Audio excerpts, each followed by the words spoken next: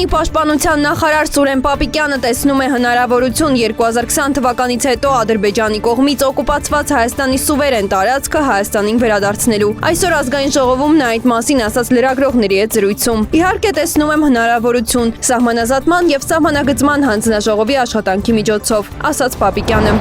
Բաքվի բանտերում պահվող հայ գերիների հարցը բարձրաձայնվել է Ադրբեջանում։ Այսօր լրագրողների հետ զրույցում ասաց Բաքու այցելած հայկական պատվիրակության անդամը, հավելելով, որ բարձրաձայնել են նաև Ադրբեջանի նախագահի օգնական Հիկմեթ Հաջիևի հետ հանդիպման ժամանակ։ Ոչ հայկական, ոչ ադրբեջանական կողմից մեզ վրա որևէ սահմանափակում չի եղել, որ այս հարցը չբարձրաձայնենք։ Ալիևի օգնականը խնդրել է հայ հասարակությանը փոխանցել, որ պատերազմը Ադրբեջանի համար ավարտվել է։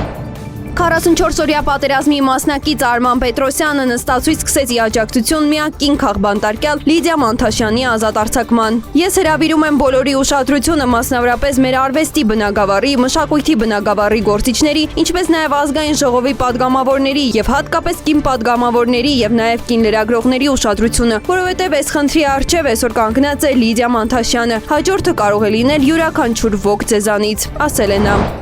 Ճամբարակ թթու ջուր հատվածում բռնկված հրդեհ չի հաջողվում մարել։ Գեղարքունիքի մարզի Ճամբարակ թթու ջուր հատվածում բռնկված հրդեհ տարածվել է Հայ-Անտառ պողակում։ Տեղեկությունը հայտնում է Հայաստանի շրջակա միջավայրի նախարարության էկոպարեկային ծառայությունը։ Նշենք, որ Ճամբարակ թթու ջուր հատվածում հրդեհը բռնկվել է նոյեմբերի 21-ին։ Եղել է 3 օջախ, սակայն դրանցից 2-ը մարվել է։